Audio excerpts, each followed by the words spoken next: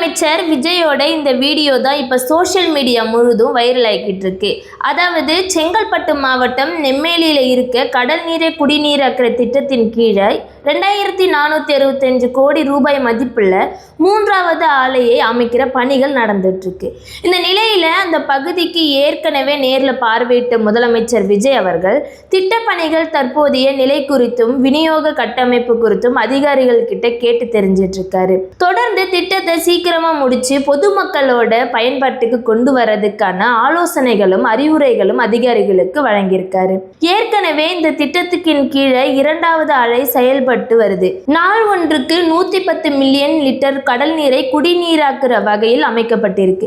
அது மட்டும் இல்லாமல் 2ஆம் கட்ட ஆலை 1516 கோடியில கட்டப்பட்டிருக்கு. இந்த திட்டத்தின் மூலம் வேளச்சேரி, சோழிங்கநல்லூர், மடிப்பாக்கம், ஆலந்தூர், பல்லாவரம் உள்ளிட்ட பல பகுதிகளை சேர்ந்த சுமார் 9 முதல் 10 லட்சம் வரையிலான பொதுமக்கள் இதனால பயன்பெறாங்க.